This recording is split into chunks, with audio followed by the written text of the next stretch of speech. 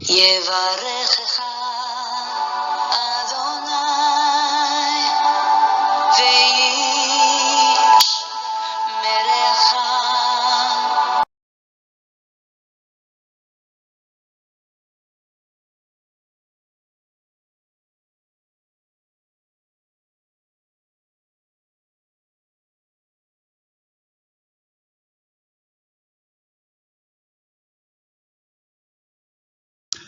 할렐루야. 오늘도 어김없이 우리 코에 생명의 호흡을 불어넣어 주신 창조주 하나님 여호와를 송축합니다.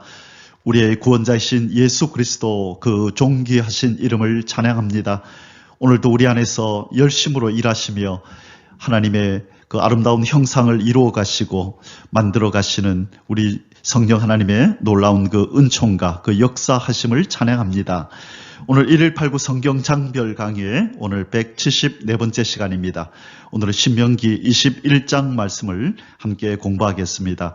오늘 제목의 말씀은 거룩한 백성의 거룩한 생활을 위한 여러 가지 규례들 첫 번째 시간입니다. 이 신명기 전체가 하나님의 율법을 다시 한번 선포하는 그 내용으로 이루어져 있습니다.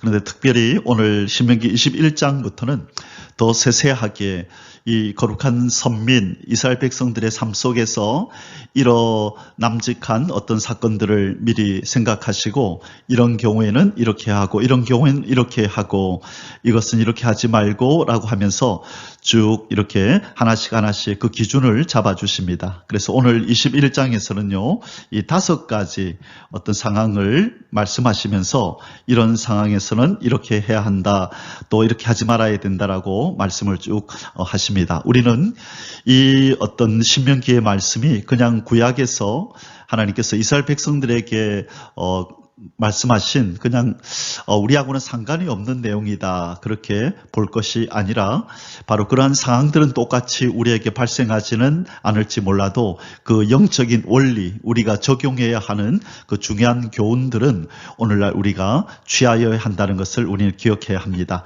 그래서 이 하나님의 말씀을 통해서 하나님의 마음을 읽고 또 자기 백성에게 어떤 삶의 기준들을 요구하시는지를 우리가 배울 수 있는 좋은 기회가 되는 것입니다. 그래서 이제 오늘 이 21장을 통해서 5가지 상황을 하나님이 말씀하시고 이 상황 속에서 하나님이 어떤 기준을 우리 하나님 백성들에게 주시는지 살펴보면서 은혜를 나누도록 하겠습니다.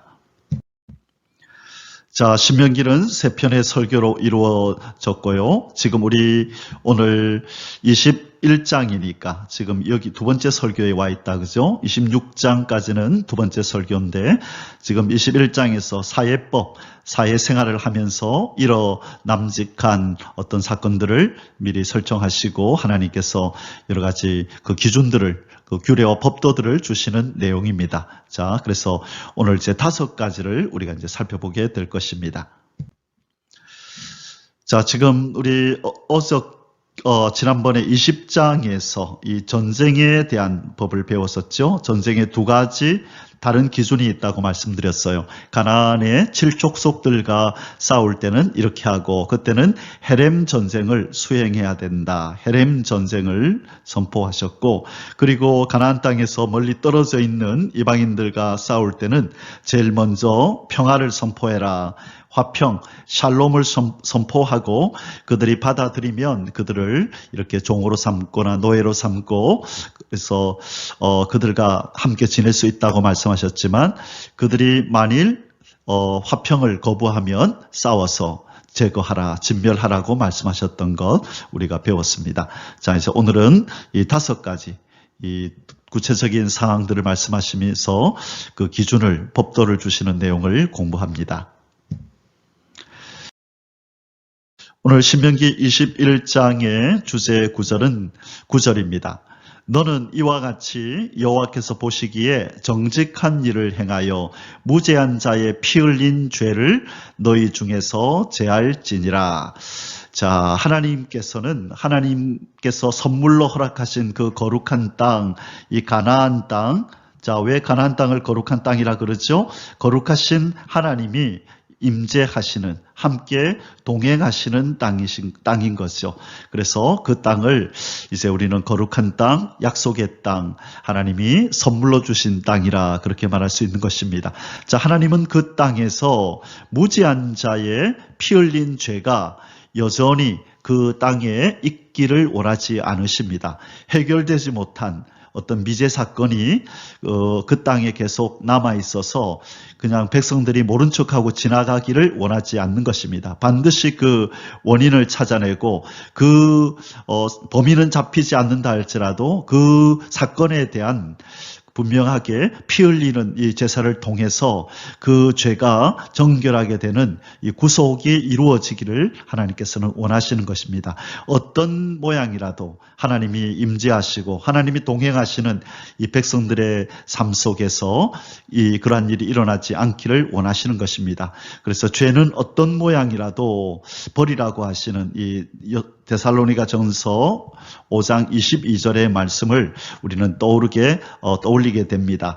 악은 어떤 모양이라도 버리라. 그래서 하나님이 거하시는, 하나님 백성이 거하는 그 땅에서는 이러한 것이 용납되지 않는다는 것이죠. 마찬가지로 오늘날 우리에게 하나님께서 우리의 삶 속에서 거룩한 하나님의 백성인 성도들의 삶의 영역 속에서도 이 죄의 요소, 이 악의 요소, 이 어둠의 요소들이 조금이라도 남아 있는 것을 하나님께서는 원하지 않으시고 언제든지 이것을 회개함으로 용서받고 깨끗이 처리되어지기를 원하시는 것입니다. 그래서 요한 1서 1장 9절에서 이렇게 우리에게 말씀하셨습니다. 만일 우리가 우리 죄를 자백하면 그는 미쁘시고 의로우사 우리 죄를 사하시며 우리를 모든 불의에서 깨끗하게 하실 것이요.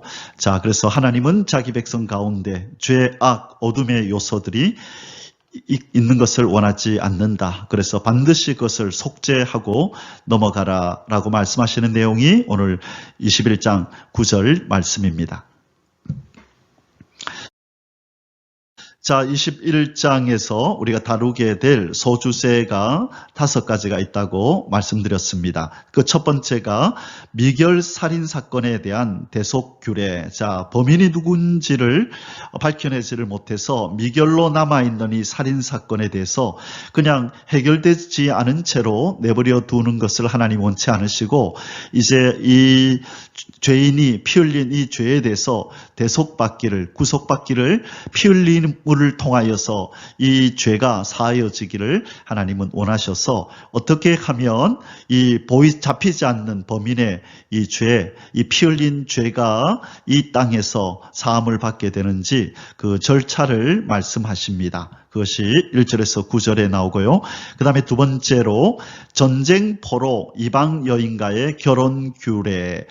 가나안 칠족속가는 헤렘 전쟁을 통해서 남녀노소를 막론하고 다 죽여야 하고 모든 생명체들, 동물들도 다 죽이고 그 다음에 물건들은 불태우고 금은 동철 불타지 않는 것은 하나님께 드려서 하나님께 속하게 하라 한 것이 바로 헤렘 전쟁이었는데 여기에서 10절에서 14절까지는 헤렘 전쟁이 아닌 이 가나안 땅에서 멀리 떨어진 이방인들과 전쟁을 할 때에 남자들은 죽이고 여자와 그리고 아이들은 포로로 또 물건들도 노획물로 가져올 수 있다라고 허락하셨습니다. 그때에 이방 여인 가운데 아리따운 여인을 발견해서 이 여인과 결혼하기를 원할 때에 어떻게 해야 하느냐? 무조건 데려와서 결혼하면 안 된다.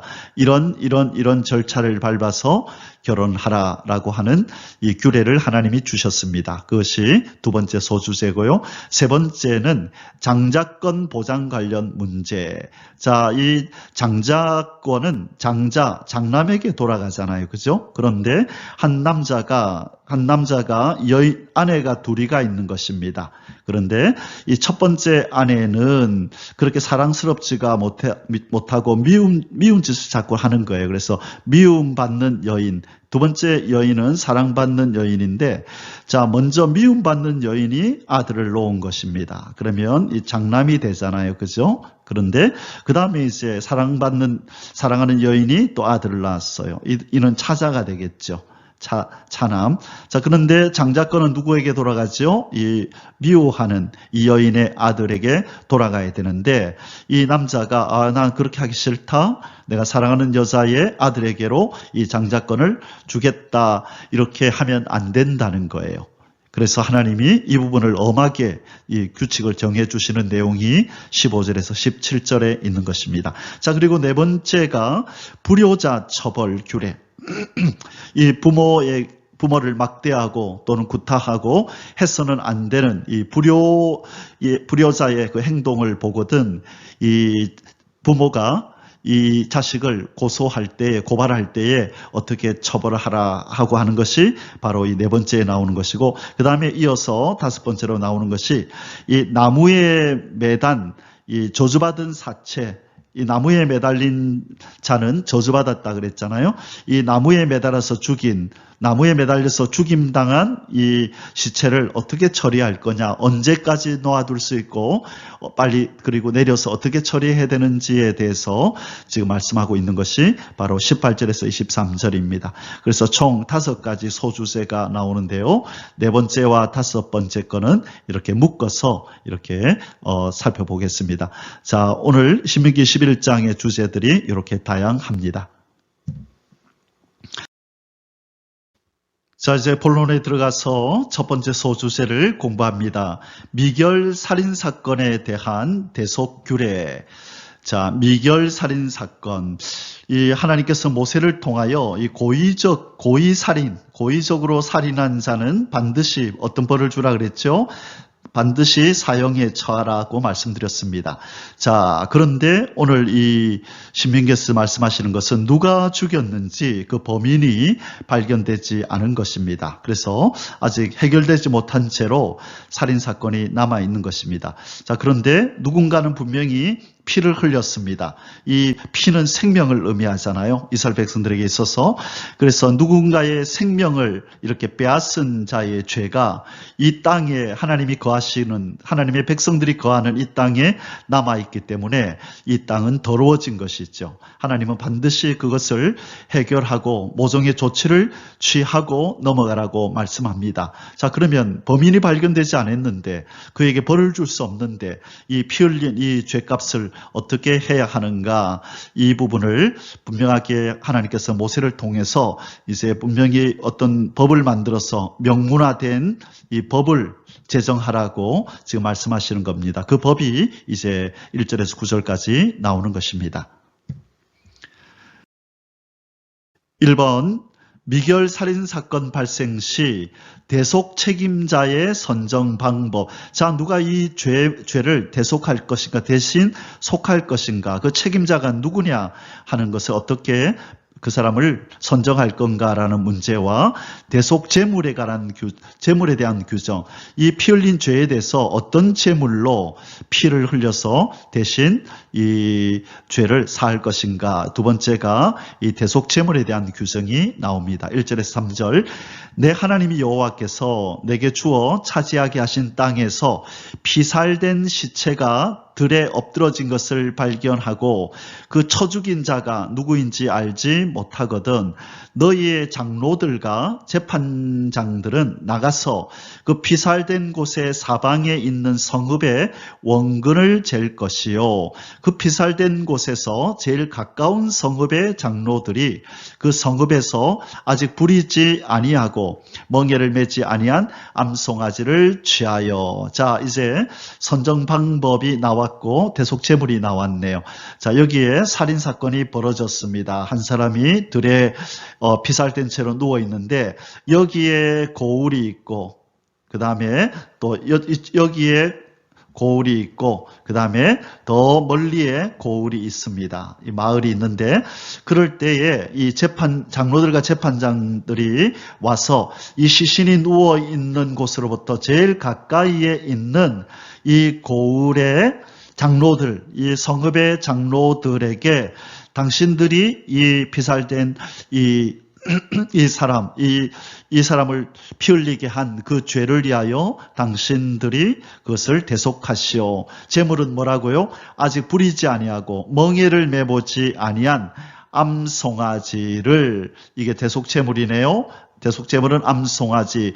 누가 선정이 되었나요? 가장 제일 가까운 곳에 있는 장로들이 이 암송아지를 취하여서, 이 암송아지를 통하여 피 흘려서 이 해결되지 않은, 발견되지 않은, 아직 찾아내지 못한 이 피를 흘린 자의 그 죄를 대속하라 말씀합니다. 자, 그러면 이제 암송아지를 취하여서 그럼 어떤 절차를 통하여 이 대속하는가, 그 뒷부분을 계속 읽어보겠습니다. 이번 미결 살인 사건에 대한 대속 의식의 절차. 자, 4절에서 8절 앞부분입니다. 1번, 자, 절차가 이리 됩니다. 그 성읍의 장로들이 물이 항상 흐르고 갈지도 않고 씨를 뿌린 일도 없는 골짜기로 그 송아지를 끌고 가서 그 골짜기에서 그 송아지의 목을 꺾을 것이요. 자, 여기에서 하나님이 정하신 규례 중에 물이 항상 흐르고 갈지도 않고 씨를 뿌린 일도 없는 골짜기, 이 부분이 중요합니다. 갈지도 않고 씨를 뿌린 일도 없는 골짜기. 그러니까 여기에서는 농사를 하지 않았네요. 사람이 사용하지 않은 곳. 아마 그래서 이 학자들은 이곳이 아마 이 자갈밭이었을 것이다. 농사가 되지 않는 자갈밭. 그래서 이곳에서, 그러니까 사람이 잘 왕래가 없는 거죠. 농사를 짓지 않는 곳이니까. 그래서 여기에서 이 송아지를 잡는데 이제 목을 꺾어서 잡아라. 그래서 이 송아지를 잡아서 이렇게 그 피를, 이 물이 항상 흐르는 물에다가 흘려 보내는 것입니다. 그래서 피를 이 물에다가 흘려 보내서 이 하나님의 이 진에서, 하나님의 이 땅에서 멀리 떠나가게 만들어라. 그것을 의미하고, 그래서 사람이 이렇게 인적이 없는 이곳에서 이렇게 하라고 하는 것은 이 부정한 피가 그 사람들에 의해 또 이렇게 만져지지 않도록 바로 그렇게 하시기 위함이다라고 우리가 볼 수 있습니다. 자, 그리고 이제 송아지의 목을 꺾을 것이요. 보통 하나님 앞에 드려지는 제물은 목을 꺾지를 않거든요. 그렇죠. 그래서 각을 떠서 드리거나 그렇게 하는데, 이 목을 꺾는 이 행위는 이 앞서서 나왔던 이 출애굽기 13장 13절과 그리고 34장 이 20절에 보면 하나님께서 그 첫 새끼를 하나님 앞에 드리라 그럴 때 이 나귀의 첫 새끼는 하나님 앞에 드릴 수가 없어요. 나귀의 첫 새끼는 드릴 수가 없어서 이것은 이 목을 꺾어서 목을 대신 꺾으라 그렇게 말씀했어요. 그래서 이 나귀의 첫 새끼는 양으로 대치되지 못하는 짐승이기 때문에 이것은 부정한 것으로 여겨서 목을 꺾으라 말씀하셨어요. 마찬가지로 여기에서 지금 이 발견되지 않은 범죄자의 그 죄값으로 지금 목이 꺾인 이 드려진 이 송아지는 목이 꺾여서 이 부정한 자, 죄가 이 송아지에게 전가되었다는 의미이죠. 그래서 그의 목을 꺾어서 죽여서 이제 그리고 그 피를 이제 물에 떠내려가게 해서 이스라엘 진중에서 멀리 가게 만들어라. 지금 그 얘기를 하나님께서 하고 계십니다. 자, 그 다음에 절차가 어떻게 됩니까? 이때 이제 목을 꺾으라는 명령을 듣고 레위 자손 제사장들도 그리로 갈지니, 자, 가장 가까이 있던 그 피살체에 가까이 있던 고을의 장로들이 이 송아지를 끌고 갈 때 레위 자손 제사장들도 함께 가는 것입니다. 그들은 내 하나님 여호와께서 택하사 자기를 섬기게 하시며 또 여호와의 이름으로 축복하게 하신 자라. 모든 소송과 모든 투쟁이 그들의 말대로 될 것이니라. 자, 제사장이 보는 앞에서 제사장이 정한 규례대로 시키는 대로 그렇게 해야 한다. 그 말씀입니다. 자, 그리고 나서 이제 두 번째로 그 피살된 곳에서 제일 가까운 성읍의 모든 장로들은 그 골짜기에서 목을 꺾은 암송아지 위에 손을 씻으며 말하기를 우리의 손이 이 피를 흘리지 아니하였고 우리의 눈이 이것을 보지 못하였나이다. 자, 목이 꺾인 송아지 위에 이 가까운 그 제일 가까운 성읍의 장로들이 그 손을 다 씻어서 그 송아지 위에다가 손을 씻으라고 말씀합니다. 그러면서 뭐라고 말하라고요? 우리의 손이 이 피를 흘리지 아니하였고 우리의 눈이 이것을 보지 못하였나이다. 자, 어디서 많이 본 듯하지요? 본디오 빌라도가 예수님에 대해서 판결을 하면서 나는 이 죄에 대해서 나는 무죄다, 상관이 없다라고 할 때 손을 씻는 그 장면, 아마 그것과 거의 흡사한 그런 모습이 아닌가 싶네요. 자, 그래서 지금 장로들이 이 송아지 위에서 손을 씻는 행위를 지금 송아지 위에 전가된 이 무죄한 자의 피를 흘리게 한 그 죄가 지금 이스라엘 공동체와 그리고 지금 우리가 속해 있는 이 고울의 이 공동체와 아무 상관이 없습니다라고 하는 이 무죄입니다라고 하는 것을 지금 하나님 앞에 서원하는 것이고, 그리고 그들이 말하는 이 장면은 이 장로들이 지금 우리는 진실말을 지금 말하고 있습니다. 거짓이 아닙니다. 우리는 절대로 이 사람을 피 흘리게 하지 않았습니다라고 하는 것을 자기들이 맹세로 지금 하나님 앞에서 이렇게 맹세하는 행위다라고 볼 수가 있습니다. 자, 그래서 그들의 손을 씻는 행위와 그들의 말로 우리는 이 피를 흘리지 아니하였고 우리 눈이 보지도 못하였습니다라고 이제 증언을 하는 것으로 이 대속의 절차가 이어져 갑니다. 자, 21장 8절에 여호와여 주께서 속량하신 주의 백성 이스라엘을 사하시고 무지한 피를 주의 백성 이스라엘 중에 머물러 두지 마옵소서 하면, 자, 이 얘기도 누가 하나요? 이 제일 가까운 성읍에 있는 장로들이 계속 말을 이어가는 것입니다. 그래서 하나님 이제 이 죄를 이제 우리 공동체 안에 이 땅에 두지 마시고 이제 떠나보내 주옵소서라고 그렇게 간절히 간구하는 것입니다.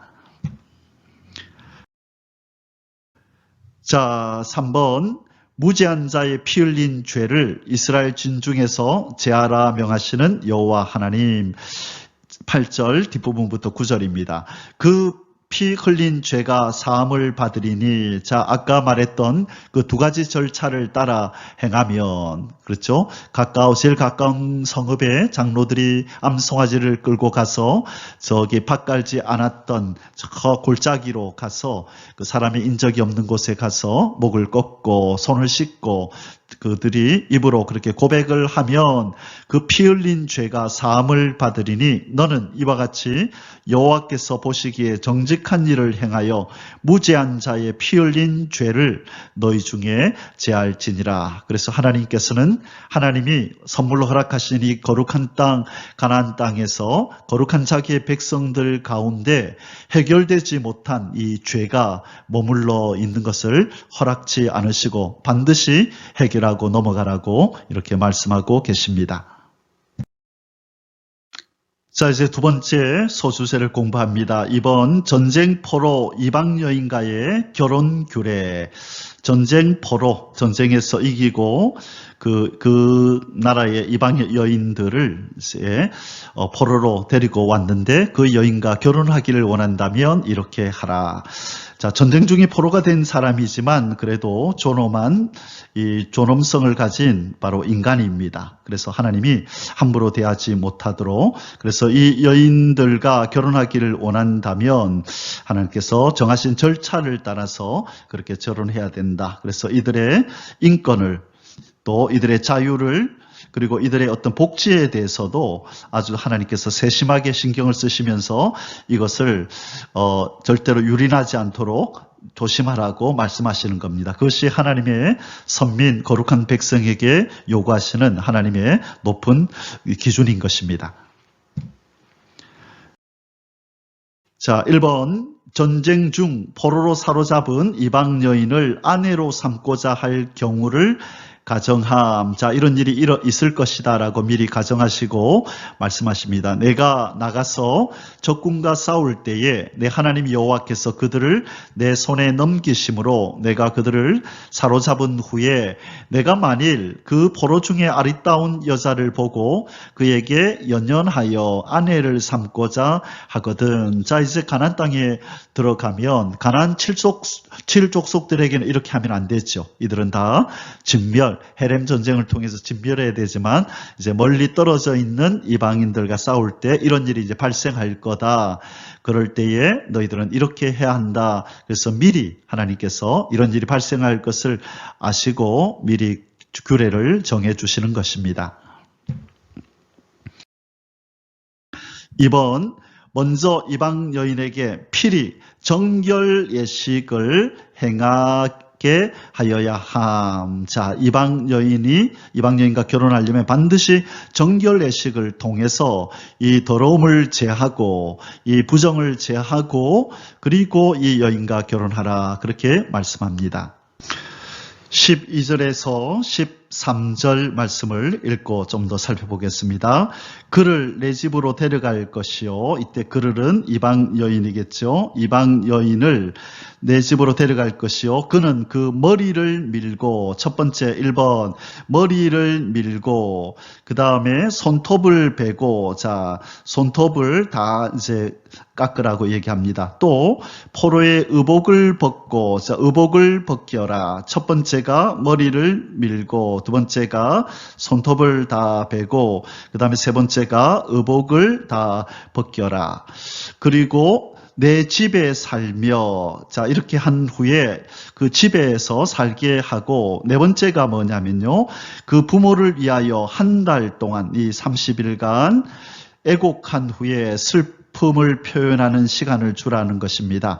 내가 그에게로 들어가서 그의 남편이 되고 그는 내 아내가 될 것이요. 자, 여기에서 1번부터 3번까지는 이것은 신분을 완전히 바꾸는 행위입니다. 자, 1번에서부터 3번까지는 신분이 전환되었다는 것을 지금 이렇게 확인시키는, 이것을 강조하는 의식입니다. 그래서 머리도 이전에 행하고 있던 머리카락 다 베고 손톱을 또 그들의 방식대로 꾸미고 그렇게 갖고 있을 거 아니에요. 그것도 다 베어버리고 입고 있던 그들의 나라의 풍습대로 입고 있던 옷도 다 벗김으로 말미암아, 갈아입힘으로 말미암아 너는 이제 신분이 바뀌었다. 이전에 내가 아니다라는 것을 이제 상징적으로 이렇게 그로 하여금 자각하도록 하는 행위이고요. 그 다음에 이제 네 번째가 이게 중요한데요.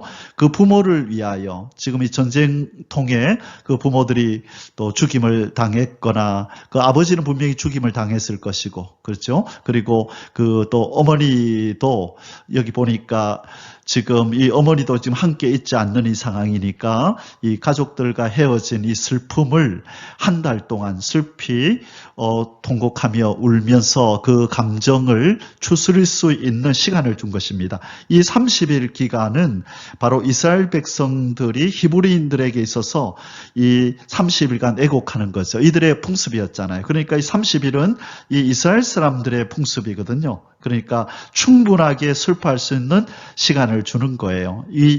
이전에 이 다른 어떤 그 주변의 나라들, 잔인했던 이 나라들은 이렇게 하지 않았거든요. 이런 것이 어디 있어요.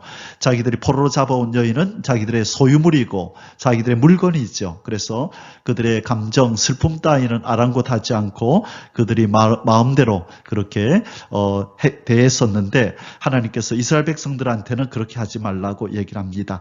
이 한 사람의 인간의 존엄성을 인정해주고 그들의 슬퍼하는 감정, 이것도 충분히 해소할 수 있도록 30일의 시간을 주라고 말씀하십니다. 자, 이 전쟁은 어쩔 수 없이 치러야 하는 일이지만, 그러나 이 포로에 대해서는 하나님께서 충분히 인간적으로 그 존엄성을 인정해주고 인권을 다 생각해서 그를 대하라고 지금 말씀하고 있는 것입니다. 3번, 포로로 잡혀온 이방 여인을 일단 아내로 삼은 후에는 결코 종처럼 대우할 수가 없다.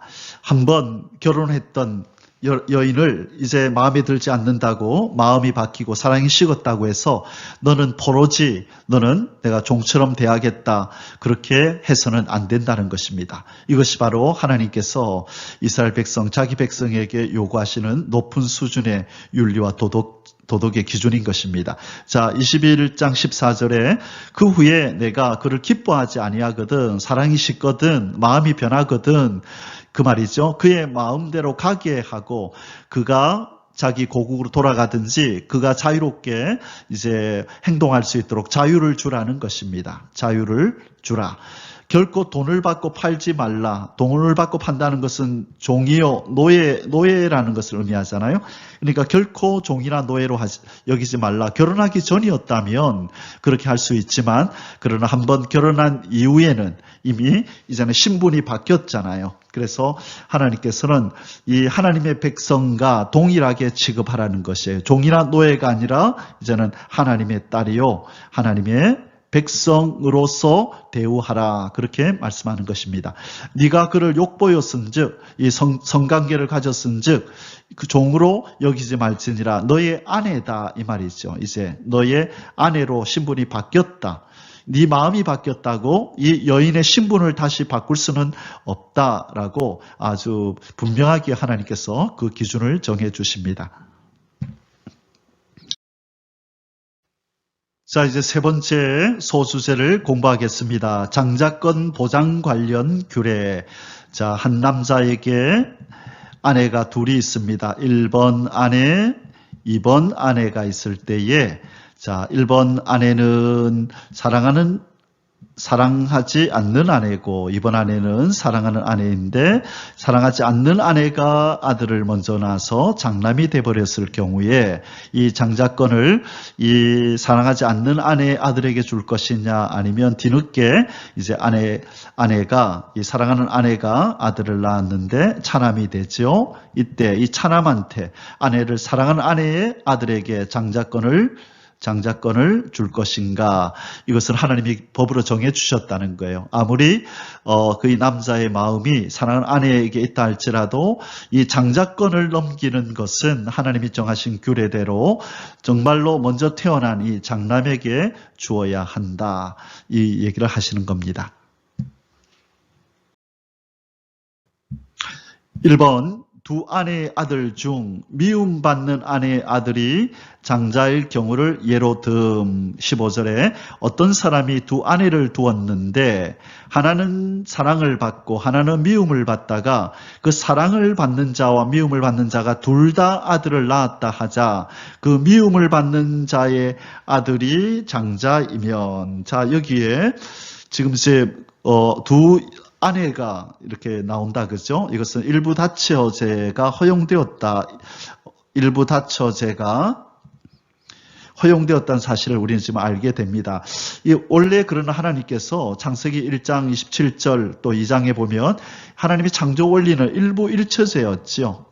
한 남자가 한 여인과만 결혼하도록 일부 일처제였는데, 이 당시에, 그럼에도 불구하고 이 당시에 지금 이 고대의 이 주변의 나라들은 거의 다 일부 다처제였거든요. 그런데 그래서 이제 이 이스라엘도 그들의 영향을 받아서 지금 일부 다처제가 어느 정도 그 용인되는 그런 사회였나 봐요. 많은 이제 자손을 남기기 위해서 그렇겠죠. 그런데 특별히 이 부분에 대해서 하나님은 절대적으로 이래서는 안 된다라는 말씀을 하지 않으셨습니다. 그래서 왜 그러셨을까라고 하는 우리가 이제 의문을 갖게 되겠지만, 그것은 그 당시 어떤 상황에 뭔가 하나님께서 어떤 이유를 가지고 그러셨지 않으셨을까. 그러나 분명한 것은 이제 신약에 오면 분명하게 장로들을 세우고 할 때에 한 여인의 남편이어야 한다라고 일부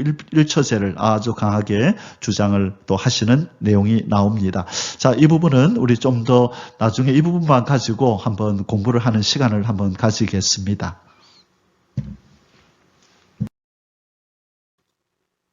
2번, 비록 장자가 미워하는 아내의 소생일지라도 하나님이 주신 장자의 권리를 임의로 박탈해서는 안 된다. 16절에서 17절입니다. 자기의 소유를 그의 아들들에게 기업으로 나누는 날에, 자, 이제 유산을 나눠주네요. 그 사랑을 받는 자의 아들을 장자로 삼아 참 장자, 곧 미움을 받는 자의 아들보다 앞세우지 말고, 절대 장자권을 바꾸면 안 된다, 그 말씀이죠. 반드시 그 미움을 받는 자의 아들을 장자로 인정하여 자기의 소유에서 그에게는 두 몫을 줄 것이니 그는 자기의 기력의 시작이라. 기력의 시작, 장자의 권리가 그에게 있음이니라. 자, 하나님께서는 이 장자권을 반드시 보장해 감당해 주라고 엄하게 말씀하고 계십니다. 자, 이번에는 마지막 네 번째 소주제를 공부합니다. 불효자 처벌 규례 및 나무에 매단 사체의 처리 규례. 자, 불효자는 어떻게 처리하고 및 나무에 매단 사체, 이건 저주받았다는 거죠. 나무에 달린 자마다 저주받은 자라 그랬잖아요. 그래서 저주받은 자를 이 사체를 어떻게 처리할 것인가에 대한 이 하나님의 말씀입니다. 18절에서 23절입니다. 1번 불효자 처벌 규례. 18절에서 21절. 사람에게 완악하고 패역한 아들이 있어 그의 아버지의 말이나 어머니의 말을 순종하지 아니하고 그 부모가 징계하여도 순종하지 아니하거든. 그의 부모가 그를 끌고 성문에 이르러. 자, 성문은 재판하는 곳, 많은 사람이 왕래하는 곳, 그렇게 말씀드렸죠. 그 성읍 장로들에게 나아가서 그 성읍 장로들에게 말하기를 우리의 이 자식은 완악하고 패역하여 우리의 말을 듣지 아니하고 방탕하며 술에 잠긴 자라. 자, 순종하지 아니하고 방탕하며 술에 임박힌 자, 술에 중독된 자라 이 말이죠. 술에 잠긴 자라 하면 그 성읍의 모든 사람들이 그를 돌로 쳐 죽일지니 이같이 네가 너희 중에서 악을 제하라. 그리하면 온 이스라엘이 듣고 두려워하리라. 자, 왜 남의 자식의 문제를 가지고 이스라엘 공동체 전체가 이렇게 나서서 그렇게 돌로 쳐서 죽이는 사형을 집행해야 됩니까? 바로 이 이스라엘 사회는 그 사회 전체가 한 언약의 공동체입니다. 바로 이스라엘 민족은 한 언약의 공동체예요. 한 언약 공동체. 그래서 내가 너고 너가 나이고 내가 우리이고 우리가 바로 내가 되고 너가 되는 바로 한 언약 공동체입니다. 그래서 아간이 죄를 지었는데 이스라엘 전체가 낭패를 당하지요.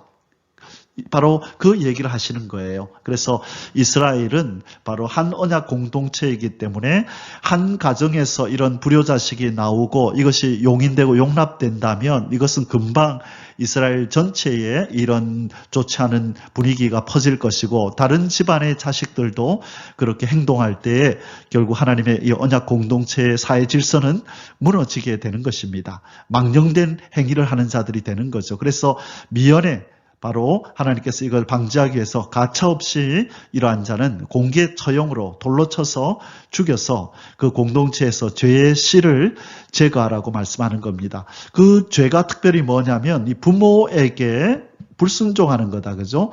부모에게 불순종.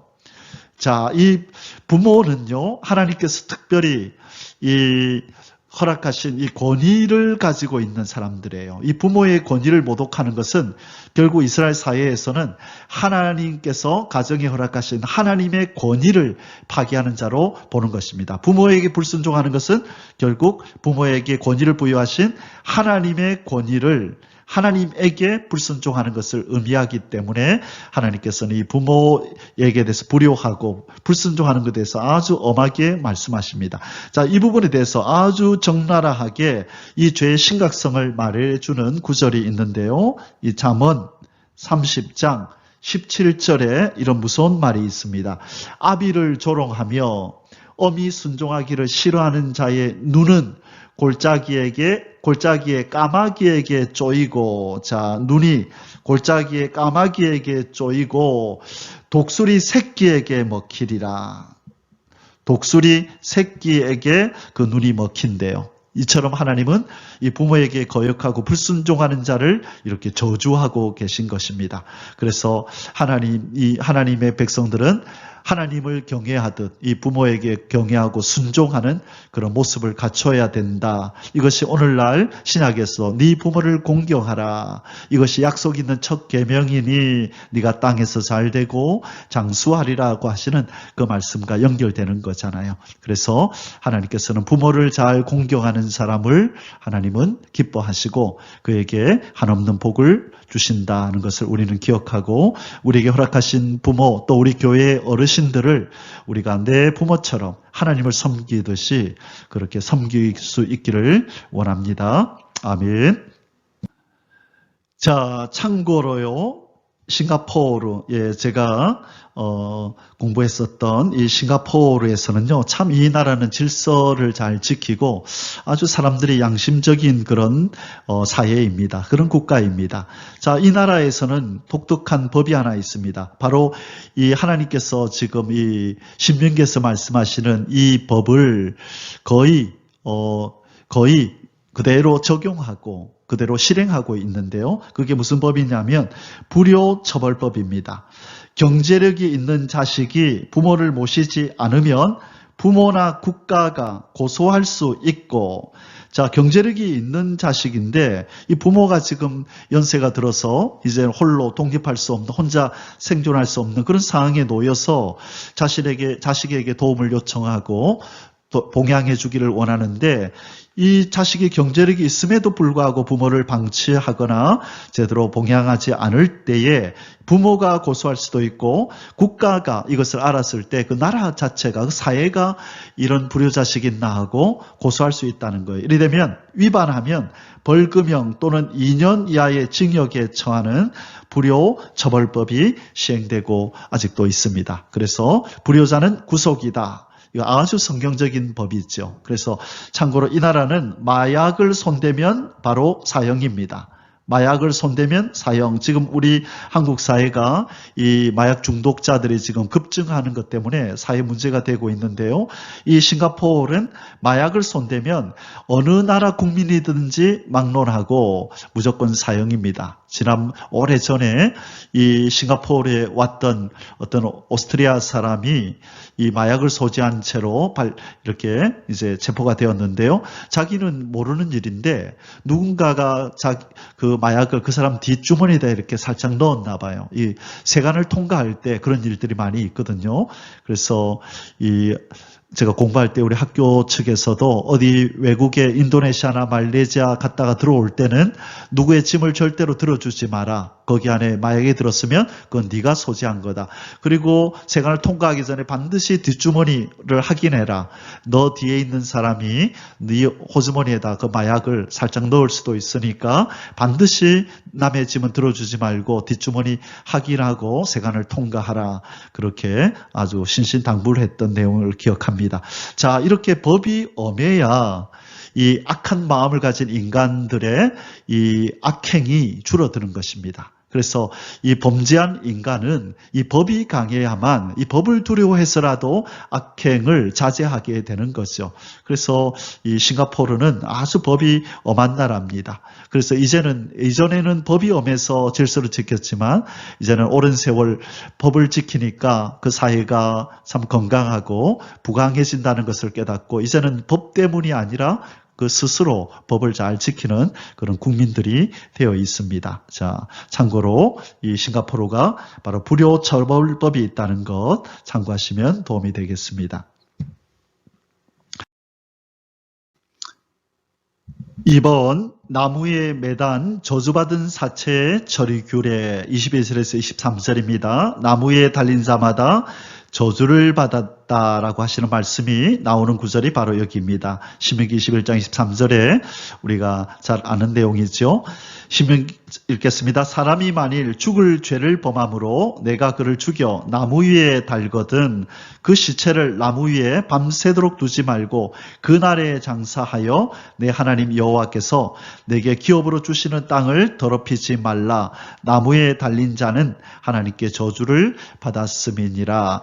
자, 나무에 달려 십자가 이렇게 나무에 달아 죽인 시체는 오랫동안 밤을 새도록 두지 말고 빨리 밤새도록 두지 말고 그날 사형이 집행되었으면 그 날에 장사하여 그 하나님이 기업으로 주시는 땅을 더럽히지 말라라고 말씀합니다.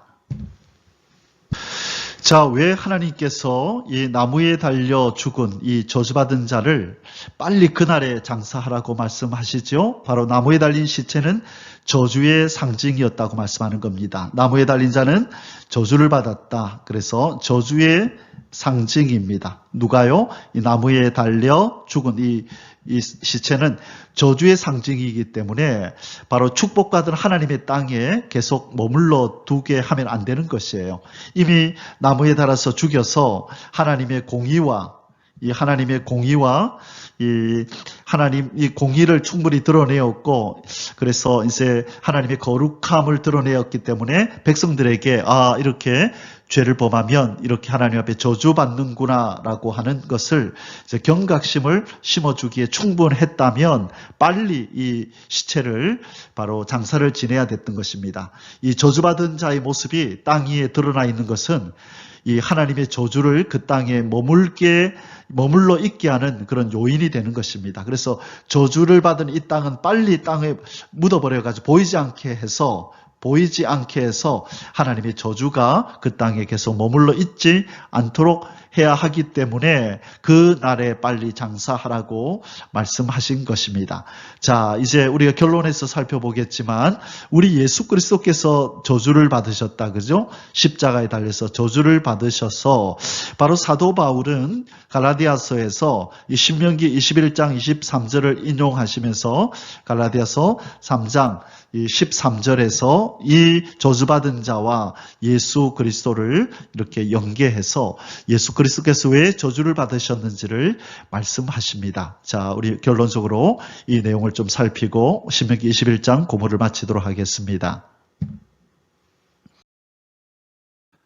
자, 오늘 신명기 11장의 결론을 맺겠습니다. 죄인들을 위해 나무에 달려 저주받으신 예수 그리스도, 율법의 저주에서 우리를 속량하시려고 이분이 나무에서 저주받아 죽으셨다는 것입니다. 신명기 21장 22절 23절 다시 한번 읽겠습니다. 사람이 만일 죽을 죄를 범함으로 네가 그를 죽여 나무 위에 달거든 그 시체를 나무 위에 밤새도록 두지 말고 그날에 장사하여 내 하나님 여호와께서 내게 기업으로 주시는 땅을 더럽히지 말라. 올해 이 저주의 상징인 이 시체를 눈에 보이도록 내버려 두면 하나님의 저주가 여전히 그 땅에 머물러 있는 격이 되는 것이다. 그러므로 빨리 그 하나님께 저주받은 그 시체를 빨리 눈에서 감추어라, 그 말씀이죠. 나무에 달린 자는 하나님께 저주를 받았음이니라. 자, 사도 바울이 바로 이 구절을 인용하는 것입니다. 갈라디아서 3장 13절에서요 이렇게 말씀합니다. 그리스도께서 우리를 위하여 저주를 받은 바 되사 율법의 저주에서 우리를 속량하셨으니 기록된 바 나무에 달린 자마다 저주 아래 있는 자라 하였습니다. 어떤 구절을 인용한 거죠? 신명기 21장 23절을 인용하면서 지금 이렇게 말씀하고 있는 것입니다. 아마 사도 바울이 예수 그리스도를 다메섹 도상에서 만나기 전에는 이 신명기 21장을 가지고 예수 그리스도를 평가했을 것입니다. 그래서 많은 사람들이 예수 그리스도를 메시아라고 할 때에 아마 이 율법을 잘 알고 있는 사도 바울은 콧방귀를 뀌었을 것입니다. 메시아 좋아하네. 나무에 달려 죽은 것은 저주받은 것이야. 그 예수는 메시아가 아니라 저주받은 자야라고 그는 아주 심하게 오해를 했을 것입니다. 그런데 그가 다메섹 도상에서 예수 그리스도를 만나고 우리 주님의 은혜로 그의 영안이 열렸을 때 그분이 저주받은 것은 맞지만 그 저주를 자기의 죄 때문이 아니라 우리의 죄를 위하여 예수님이 저주를 받으셨구나. 바로 내 죄 때문에 그렇구나라고 하는 것을 그가 깨달은 거죠. 그래서 사도 바울은 자기를 나는 죄인 중에 괴수입니다. 내가 바로 죄인이고 예수님 당신이 저주를 받으신 이유는 죄인인 나 때문에 나의 저주를 예수님이 대신 받으셨군요 라고 더 깊은 진리를 깨달은 거죠. 그가 예수님을 만나기 전에는 예수 그리스도를 저주받은 자로만 알았는데 예수님을 만난 이후에는 자기가 받아야 할 저주를 바로 예수님이 받았구나라는 것을 깨닫고 예수님을 메시아로 여기며 그를 이 열방에 증거하는 일을 위하여 전 생애를 바쳤던 것입니다. 사랑하는 성도 여러분, 우리 예수님께서는 나무에 달려 저주를 받아 하나님으로부터 버림받아 엘리 엘리 라마 사박다니 나의 하나님 어찌하여 나를 버리셨나이까? 왜 하나님 버리셨죠? 저주받은 자니까, 죄덩어리니까. 십자가에 달려있는 이 동안에는 우리의 죄를 다 뒤집어 쓰시고 죽으신 죄덩어리이기 때문에 하나님으로부터 버림받은 저주받은 자가 된 것입니다. 이 저주받으심으로 저와 여러분이 하나님의 저주에서 해방이 되고 자유를 얻고 용서가 되었습니다. 우리 주님 앞에 감사하며 오늘 하루를 살고 감사하며 우리 남은 생애를 살아 우리 주님의 얼굴에 기쁨을 드리는 저와 여러분의 삶이 되시기를 주님의 이름으로 축복합니다. 할렐루야. 아멘. יברכך